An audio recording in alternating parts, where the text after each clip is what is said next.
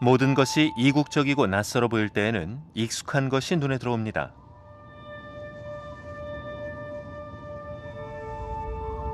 태양계를 탐사할 때에도 우리는 익숙함에 끌려 화성을 눈여겨봤죠.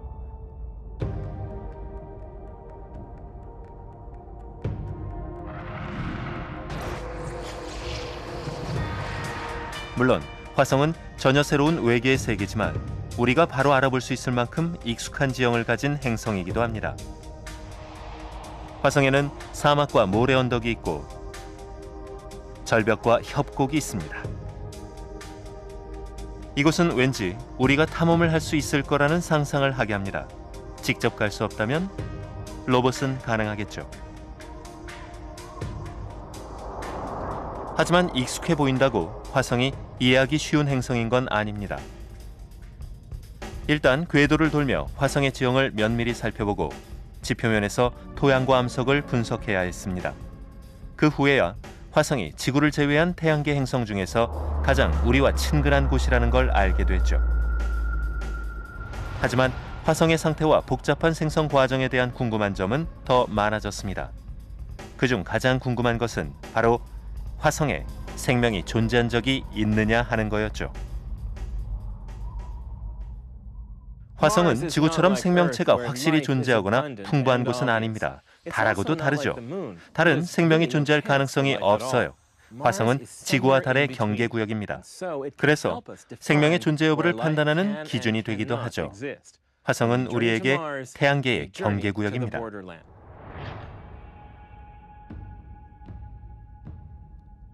화성이 경계구역이라고 해서 별다른 건 없습니다. 천문학자들이 화성에 생명체가 살 수 있을 거라고 본 건 이미 100년도 더 넘은 옛날부터였죠.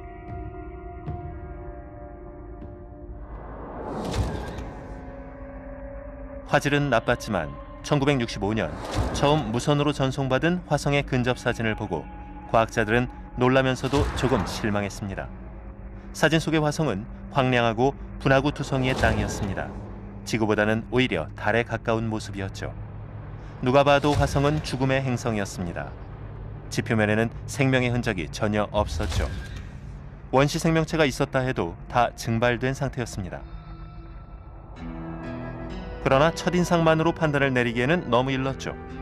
그 후 60년대 후반과 70년대에는 카메라 기술이 훨씬 좋아지면서 우리는 화성이 생각했던 것보다 훨씬 흥미롭고 다양한 특징을 가진 행성이라는 걸 알게 됐습니다.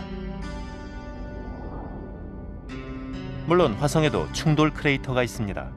하지만 지질학적 역사가 긴 행성이라는 것도 알게 됐죠. 지구의 어느 화산보다도 훨씬 거대한 화산이 화성의 평야에 우뚝 솟아 있습니다. 그 중에서도 가장 큰 것은 올림푸스 화산인데 높이가 24km라고 합니다. 에베레스트 산보다 3배가 높은 거죠. 올림푸스는 화성에서만이 아니라 태양계에서 가장 높은 화산입니다. 그 정도로 엄청난 크기의 화산이 생기려면 분출된 용암이 아주 넓게 퍼져야 했을 겁니다. 그리고 용암이 지표면에 한두 번 흐른 게 아니겠죠. 세월도 수십억 년은 걸렸을 거고요. 올림푸스 화산이 자리 잡은 곳은 볼록한 모양의 고지인 타르시스입니다. 이곳이 지표면에서 튀어나와 있다 보니 화성이 한쪽으로 기울어져 보이는 겁니다. 그 바람에 화성에는 엄청난 지각 분열이 일어났고 결국 거대한 규모의 마리네리스 협곡이 생겨났습니다.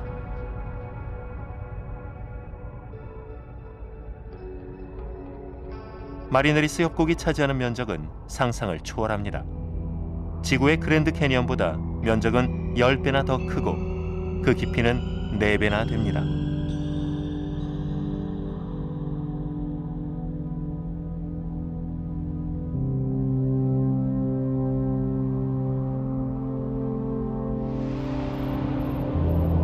현재 화성의 모습이 가장 잘 찍힌 사진은 화성 관측 궤도선이 보내는 겁니다.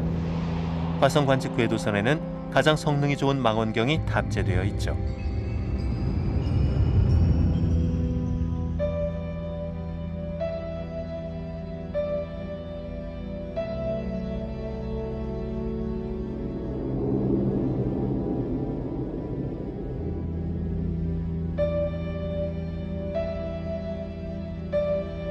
궤도선이 화성 지표면에서 접시만큼 작은 부분도 분석하게 되자 우리는 그동안 보지 못했던 신비한 지형을 볼 수 있게 됐습니다. 멋진 모래 언덕뿐만 아니라 화성의 모래바람이 남긴 흔적까지 볼 수 있죠.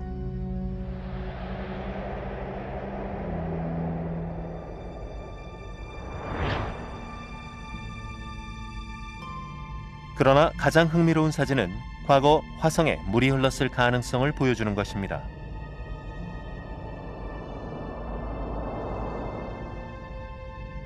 마리네리스 협곡 깊숙이 들여다보면 협곡이 생기기 오래전에는 얕은 화성 호수가 있었고 그 침전물이 겹겹이 포개져 협곡을 만든 걸로 보입니다.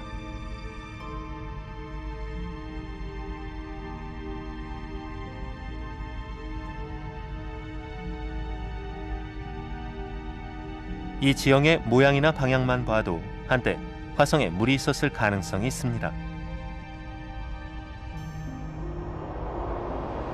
물이 있었을 가능성은 마리네리스 협곡에서 벗어나 화성을 바라보면 더욱 커집니다. 타르시스 고지에서 북쪽의 저지대로 이어지는 거대하고 텅 빈 수로의 흔적이 여러 개 보이거든요. 비록 말라버린 지는 오래됐지만 이런 계곡의 모습은 물이 지나가면서 만들어진 겁니다. 물이 북쪽의 평해지대로 흐르면서 이런 지형이 생기게 된 거죠.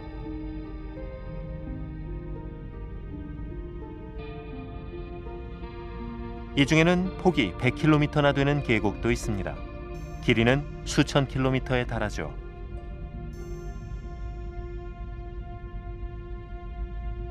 화성에 물이 흐른 흔적이 발견되자 과학자들의 생각도 달라졌습니다. 현재 화성은 너무 춥고 대기층이 얇아서 지표면에 액체 상태의 물이 남아있기는 힘듭니다. 하지만 대홍수가 일어난 흔적이 확연하게 보이는 강바닥이 있다면 한때 화성에도 물이 있었다고 볼 수 있겠죠. 그렇다면 그 물은 어디에서 왔고 어디로 갔을까요? 그 해답은 아마도 타르시스 고지와 연관이 있을 겁니다. 아마도 화성에 과도한 열이 발생하면서 거대한 화산이 생겨났고 결국 지각 부분에 저장되어 있던 엄청난 양의 물이 지표면으로 올라오게 됐을 겁니다. 처음에는 물이 지하로 흘렀겠죠. 하지만 지표면으로 솟아오르면서 현재 우리가 볼 수 있는 이런 흔적이 남은 겁니다. 화성의 반대쪽에서도 수십억 년 전 물의 흔적을 찾을 수 있습니다.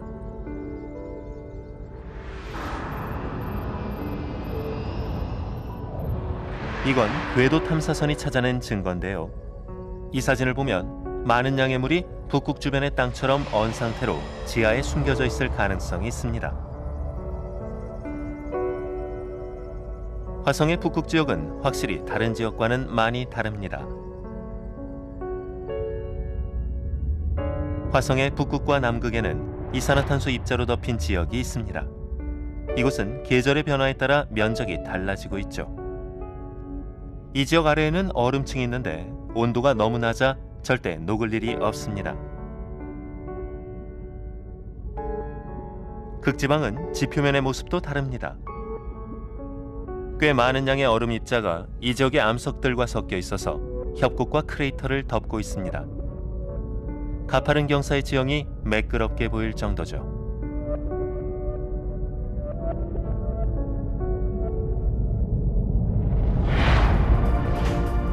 최근 발견된 것 중에 가장 흥미로운 것은 작은 도랑들의 흔적입니다.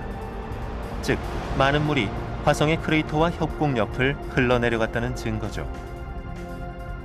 흔적만 보면 협곡에 고여있던 지하수가 구릉지대로 흘러내려가면서 깎아 만든 것처럼 보일 수도 있습니다. 하지만 이 흔적은 너무 작아서 최근에 생긴 게 틀림없습니다. 그렇지 않다면 끊임없이 바람에 날아온 먼지 때문에 눈에 띄지 않았겠죠. 혹시 액체 상태의 물이 주기적으로 화성의 지표면으로 솟아올라오는 건 아닐까요? 그렇다면 생명체가 존재할 가능성은 어마어마해집니다.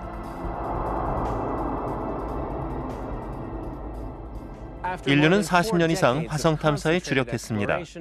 화성은 지질학적 역사도 길죠. 그렇다면 당연히 액체 상태의 물이 있었을 것이고 생명체가 살았겠죠. 이외에도 화성이 지금도 살아있는 행성이라는 증거는 있습니다. 최소한 지질학적으로 봤을 때 화성은 죽은 게 아니라는 거죠. 화성은 생명의 구역입니다. 이런 상황이 되자 인류는 화성 탐사에 박차를 가하고 있습니다. 하지만 우주에서 화성을 관찰하고 분석하는 데에는 한계가 있죠.